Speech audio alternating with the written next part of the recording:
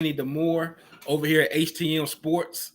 Just wanted to take the time out this evening to tap in with y'all, have some Cowboy talk, some football talk about this upcoming week.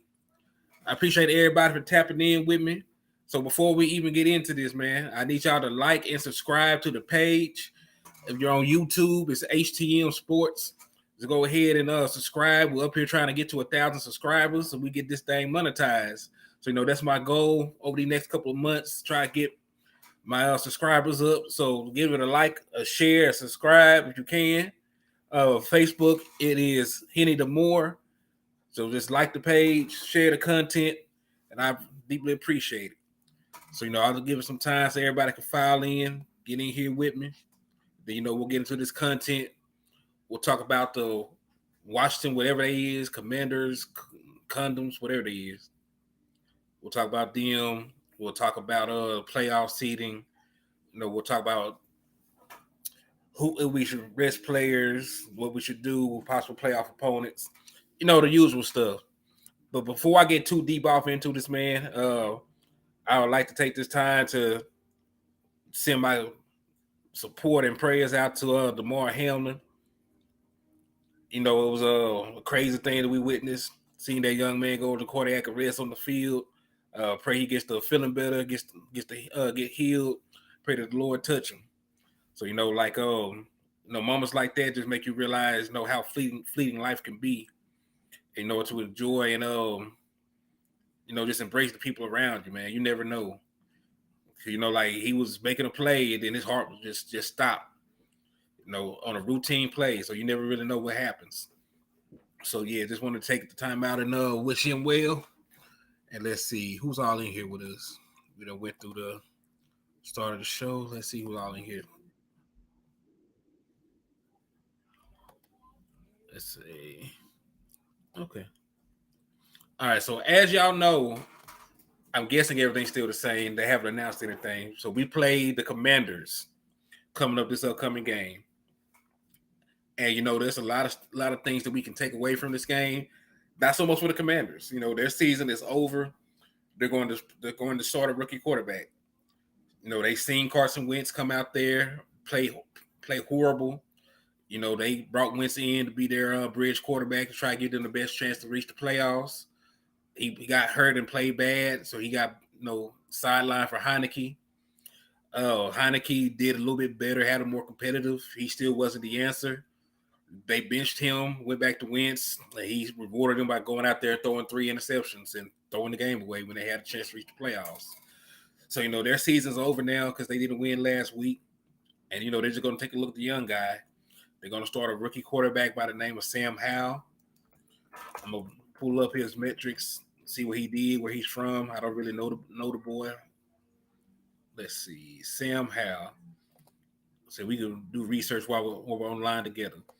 So Sam Howell is a 6'1", 220-pound quarterback from North Carolina. He was the 5th round pick of the Washington Commanders this year. Pick number 144 overall. He was the ACC Rookie of the Year back in 2019. Second team All ACC in 2020. Third team All ACC in 2019. And he was the MVP of the 2019 Military Bowl. Okay. He hasn't played a single snap in the NFL. So, we can only really go by what he did in college. And he was a good, and number-wise, he was a good quarterback in college. Because let's look at this. 2019, he played 13 games, had 13 starts, threw for 3,641 yards, threw for 38 touchdowns, 7 interceptions, ran for another touchdown, caught a touchdown. 2020, played 12 games, 12 starts, threw for 30 touchdowns to 7 interceptions. Let's see. Ran for 5 touchdowns. Caught another touchdown again. So it looked like he's sort of athletic. Just judging by these numbers, I ain't actually seen any tape yet. And last year, 12 starts, 62.5 completion percentage, threw for 3,056 yards, 24 touchdowns, 9 interceptions, ran for 11 rushing touchdowns, and had 828 yards on the ground. So, college numbers. You don't really know if those type of things translate to the NFL. But from the looks of it, he seems like he has a little athleticism to him. Let's see. Hey, what's up, Jazzy Jeff? I appreciate you for tapping in with me, man. Like, share, subscribe, man. Get the content out there for me. Help the brother out. We're trying to get to 1,000 subscribers. So let's see. So yeah, Sam Howell, rookie quarterback, is going to get the nod. Let's see. Let me see if I can find some of his combine metrics. You hear somebody rush for 11 touchdowns, even in college, you got to need to have some kind of athleticism to him. So let's see. What was his 40 time? All right, he did not run the 40-yard dash. That would look like. It's how fast.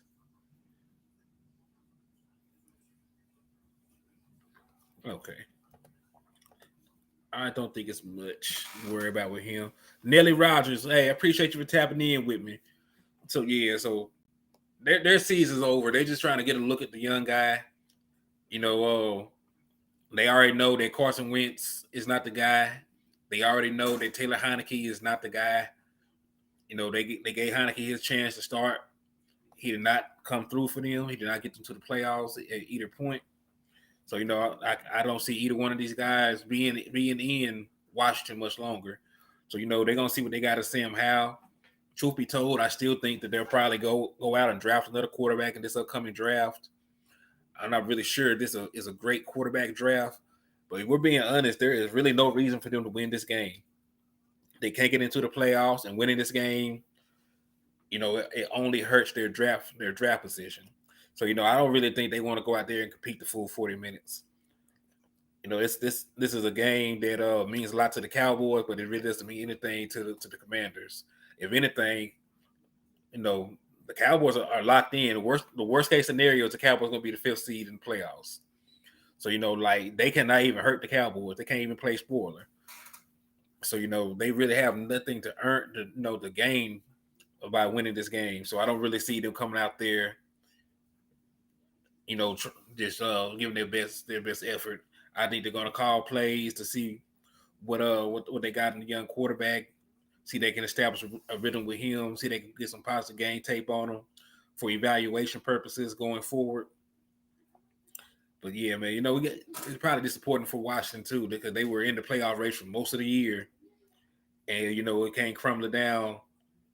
In these last couple of weeks, to go from I think they were like 7-4 at one point to being like 7-8. I think they lost their last 4 games. It gotta be tough. But yeah, but as for us though, y'all didn't come here to hear about the damn Commanders. So as for us, man, we need to win this game for a couple of reasons. You want to reach that 13 win plateau. That'd be the first time we had 13 wins since 2016, which was Dak Prescott's rookie season. So that's a good milestone to reach. It'll be an improvement from last year's tally of 12 wins. You always want to build a momentum. You always want to build on what you were doing from the previous year. So the goal this year, should be win 13 games. Then we should be looking to have that playoff success. You want to take that momentum in. Coming off of you want to go into the playoff on a 3-game win streak. That's perfect momentum to have. And then let's keep it real. Both these games being played at the same time, the Eagles and the Cowboys. So if the Eagles don't handle business, they drop their game, we can win this game and at least get to the 2 seed. We win this game, the Eagles lose, we are the 2 seed bare minimum with a chance at the 1 seed if the 49ers don't handle business. So, those are the reasons we need to play. And listen, if the game ever gets out of hand, from the other aspect, if the Eagles are blowing out the Giants, who I now feel like they're not going to play their starters, I think we should get some of our younger guys in to get them game reps at that point. But we should still play to win the game. But one guy I think should get some of these reps in a game not really meaningful in the grand scheme of things. We're going to be a playoff team regardless. Jalen Tolbert, his rookie year has been a wash. He hasn't really gotten on the field a lot. Been inactive for several games. I think he only has like 1 or 2 catches on the year. Look, Jalen Tolbert, I know it hasn't worked out so far, but the boy was a top 100 pick for a reason. He has talent. On tape, you can see the speed, you can see the playmaking ability, but he has to get snaps. He has to. And in a game like this, where you might want to shorten the reps of Michael Gallup so he can have a little bit more time to rest going to the playoffs, a guy who has had ACL surgery recently, isn't fully informed. So you can take some of his snaps and get Jalen Tolbert out there. Because you'll definitely need Michael Gallup in the playoffs. You'll definitely need T.Y. Hilton in the playoffs. So if you wanted to, you could take some snaps and see what you got in Jalen Tolbert. It would not hurt. And Jalen Tolbert seems like a guy that just needs to make a couple of plays, and they could just set him. They could just get him rolling. Because he's all like, listen, like even in training camp and what we've seen in practice, like he was getting open. He was getting wide open a lot of times. And it's practice, but like that still counts. I believe that Jalen Tolbert can be an efficient receiver if he just gets the development in the snaps that he needs. I don't know why he didn't pan out his rookie season, but it happens. Not everybody makes the same jump at the same rate. So, like, hell, even look at a guy like Michael Gallup. He had a much better rookie season than Jalen Tolbert, of course, but he wasn't this dominant tool receiver. He wasn't a guy that you looked at as could be a 1,000-yard receiver his first year. So, like, you got to give the young guys time. But, I definitely would take this game to get him on the field, see what he can do, see if he can get any momentum and chemistry with Dak Prescott. But, yeah, so let's talk about the real elephant in the room.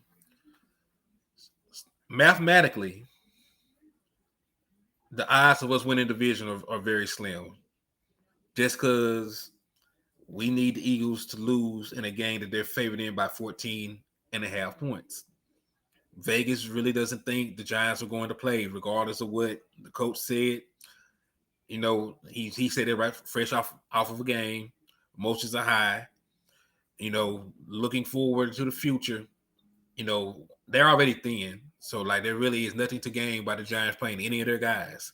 So, I am expecting for us to win, but I'm also expecting for the Giants to rest their players, regardless of what the coach said.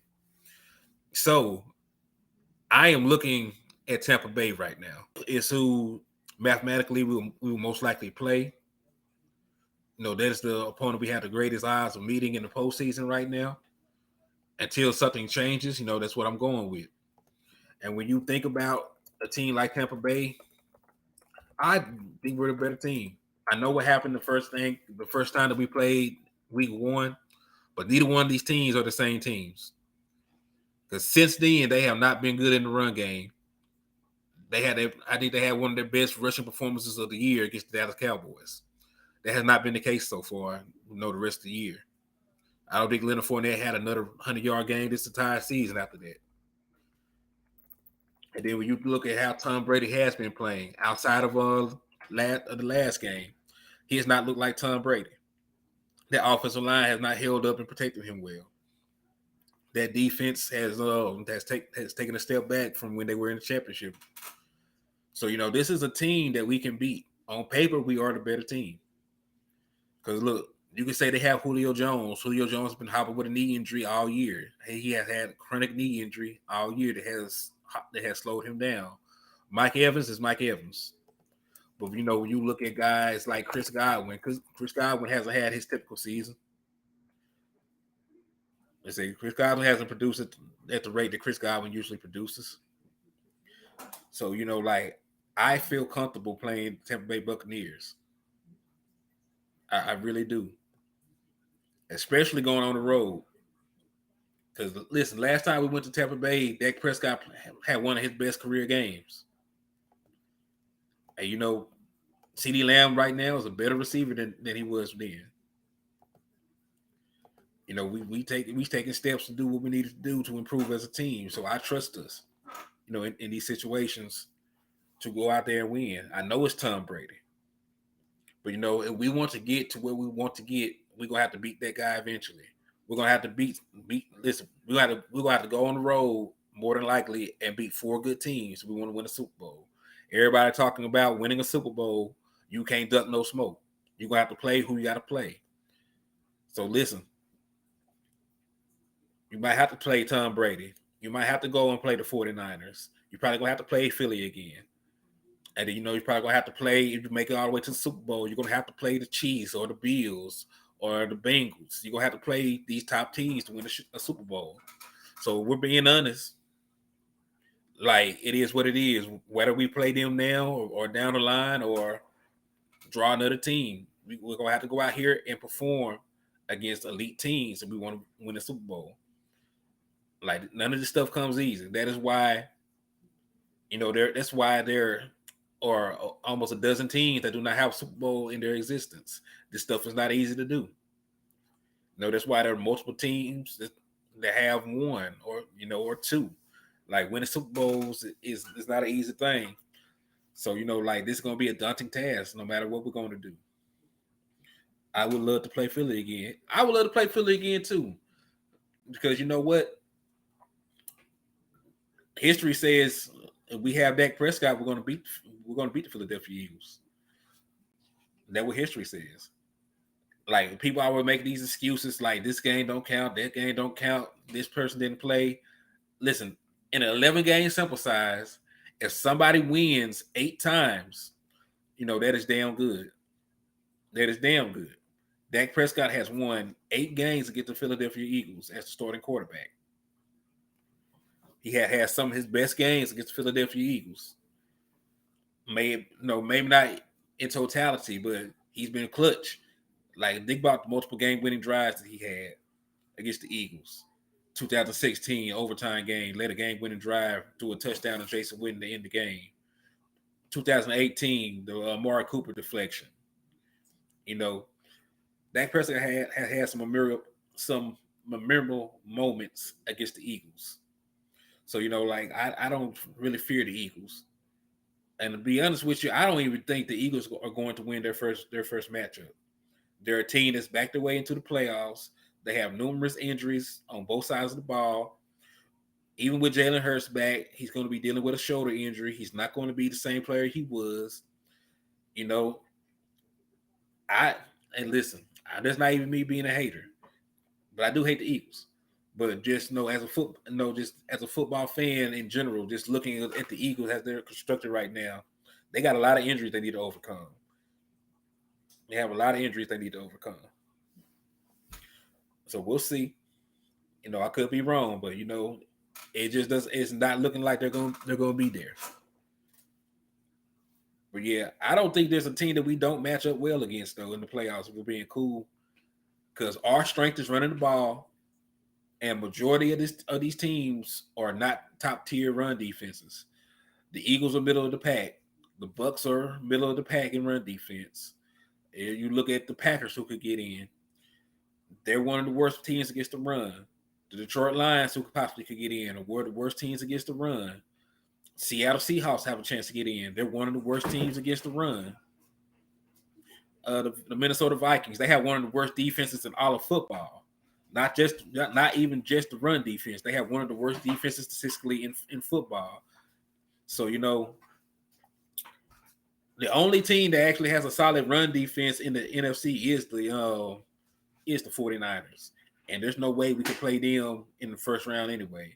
So, you know, whoever we end up playing, if we do get the 2 seed and play one of these lower seeds, we will be able to play our brand of offense against them. If we do have to play Tampa Bay, we'll be able to play our brand of offense against them. Because, you know, they don't have a Dub Kasu beside Villa right now. Villa have been in and out the lineup most of the year. They are not the same team that you couldn't run against. They have been getting gassed and run plenty of games this year. So yeah, like, we match up against most of these teams. So I'm really not concerned about that. I just need us to play our brand of football. If you tell me we're going to go into the playoffs, Dak Prescott is playing efficiently, our run game is efficient. No, you gonna tell me we're running the ball 35 times? Our defense is the defense you saw the first half of the season. Who the hell is going to beat us? That is a real legitimate question. Who is going to beat us if we're playing our best brand of football? Like the team you've seen against the Minnesota Vikings is the team that we are most of the time. I know we had a couple of letdowns. I know we had a couple of this and that, but we're still one of the better teams in football. When we play our brand of football, we play our brand. So I'm not concerned. I'm not concerned about the playoffs because we on paper we match up. The question will be once we get into these situations, will we continue to do what got us there? We did not get in this position. We did not win 12 games throwing the ball 40, 45 times, 50 times in a game. We got where we are at by running the ball, utilizing play action, and relying on that top tier defense that we have. And listen, we've been a much better offense since Dak Prescott has been back. But we still need to make the game easier for Dak Prescott. We should not put Dak Prescott into a position where he has to continuously make plays for us to win. It's a team sport. It's a 53-man roster. Make the game easy for Dak Prescott, especially this first game. Build the confidence. Get that first playoff win underneath his belt. For this playoff run. If we're going to make a run, we need Dak Prescott playing his best football. So I don't need us to immediately go out there and put the entire load on his shoulders. We have Ezekiel Elliott. We have Tony Pollard. Our line, its strength is run blocking. Like we're the 31st team in pass blocking. You don't want to put Dak Prescott through that. Last year in the playoffs, our offensive line allowed 20 pressures. He got sacked 5 times. So it's not the recipe you want. Get the run game going early. So this line that has struggled all year to protect him, you got to utilize that. So let's see. But yeah. But let's segue over, man. So I know we touched on Tampa Bay. But let's just look at the raw numbers of Tampa Bay and see what we're going to be up against. NFL defense rankings. We're going to take a look at the Tampa Bay defense right now in totality. So let's see. Yardage. All right. All right, let's see. 1, 2, 3, 4, 5, 6, 7, 8, 9. All right. So, when I get to tapping on this keyboard, man, I'm looking up stats. So, Tampa Bay is right now the 9th ranked passing defense in all of football. On the season so far, they only surrendered 3,253 yards through 16 games. They've allowed 27 passing touchdowns, 10 interceptions. They're allowing 6 yards only. They're only allowing 6 yards an attempt, only allowing 63.9 yards completion. 63.9 completion percentage, and they've only given up 345 completions on the year. So very stout pass defense. So let's take a look at their run defense. All right. Total yardage. Boom. Okay. So let's see. Let's count down. 1, 2, 3, 4, 5, 6, 7, 8, 9, 10, 11, 12, 13. Still going 14. Well, I said they're middle of the pack. They damn near middle of the pack. They are the 15th ranked run defense in football. They're not that top 3 run defense they had when they went to the Super Bowl. Those days are over with. They're allowing 4.4 yards a carry. They've given up 1,878 yards. They've allowed 11 rushing touchdowns. Let's see. And they've allowed 93 rushing first downs. So this is a team you can run on. Like I was saying, and especially when you look at the numbers, what would you do as an offensive coordinator? Would you run against a average ass run defense, would you give your running backs 30 to 35 carries against a run defense that's real shaky, or would you throw the ball 40 times against the ninth best passing defense? It's common sense football. The best thing for the Dallas Cowboys to do, if we do play the Tampa Bay Buccaneers, is to establish the run game and attack that weakness. Especially with the issues we've been having in the passing game. I know a lot of the interceptions are not on Dak Prescott, but we know we're still having those turnovers in the passing game. And until you can, trust Dak Prescott not to have that one bad play, until you can trust the receivers to catch the ball and not bobble it to a defender, you maybe do want to pull in the passing game just a itty bit. I'm not saying go away from it completely, because the plays over the middle, the chunk plays, the passes downfield, we need that for our offense to be successful.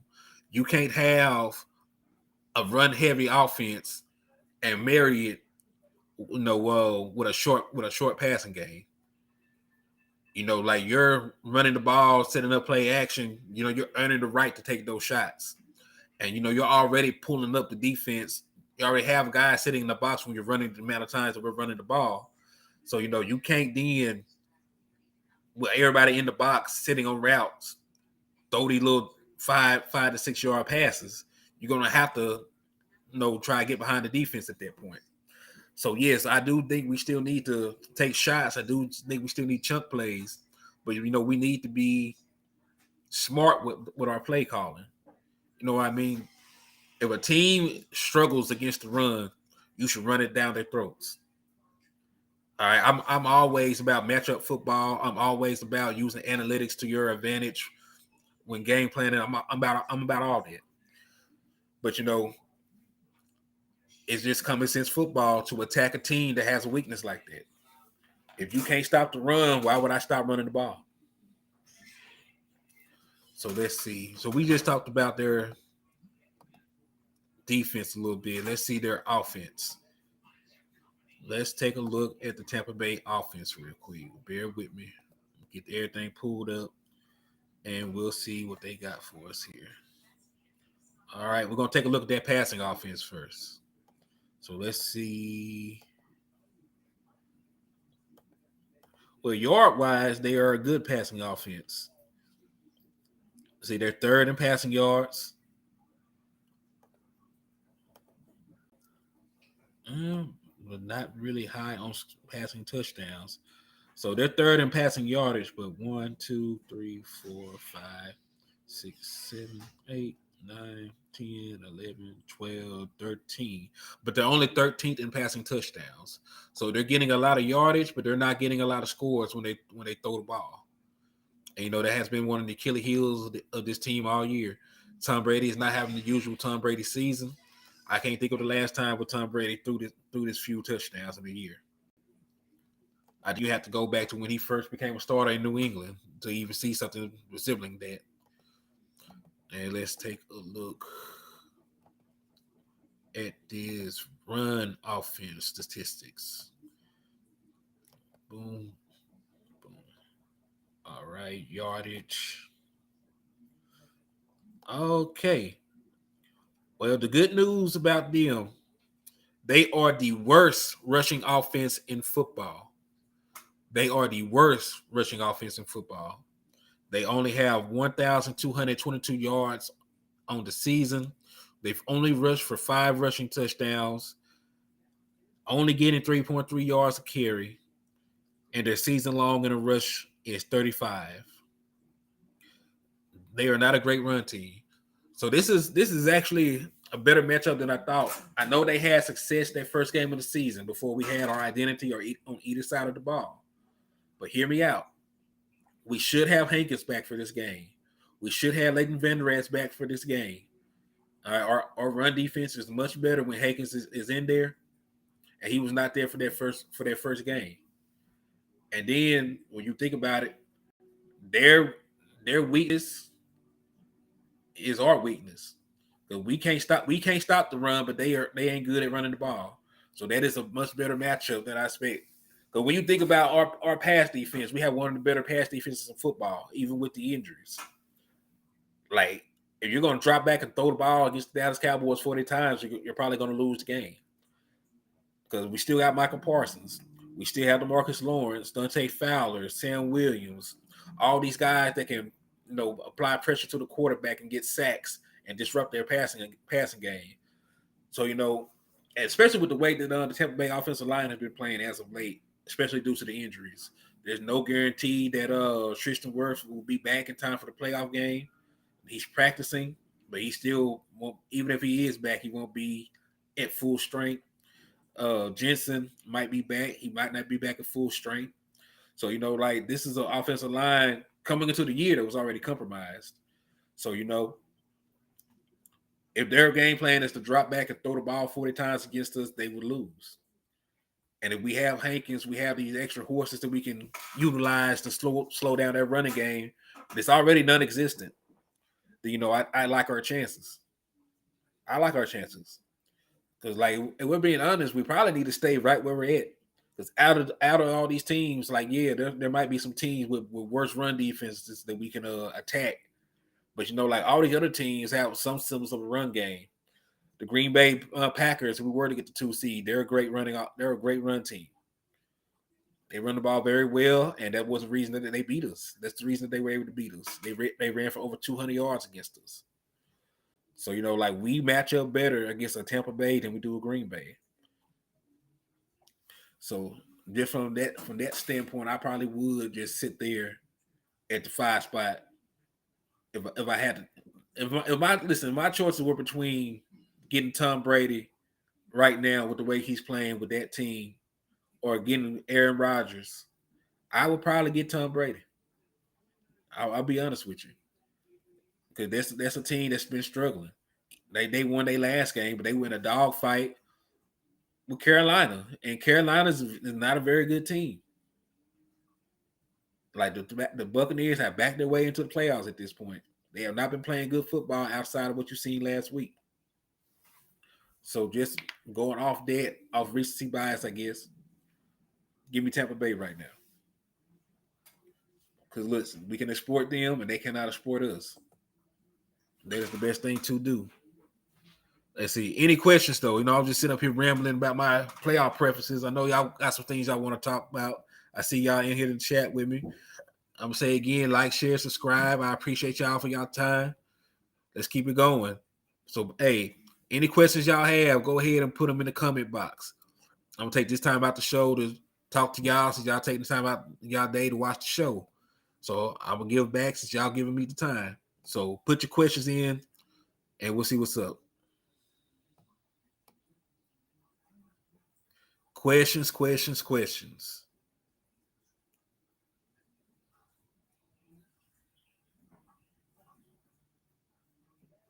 Let's see. Tavius Williams was good. Nelly, Jazz and Jill. Whatever y'all want to talk about, don't be shy. I say this y'all moment of the show. I done ran my mouth about 30 minutes now. We can talk about what y'all want to talk about at this point.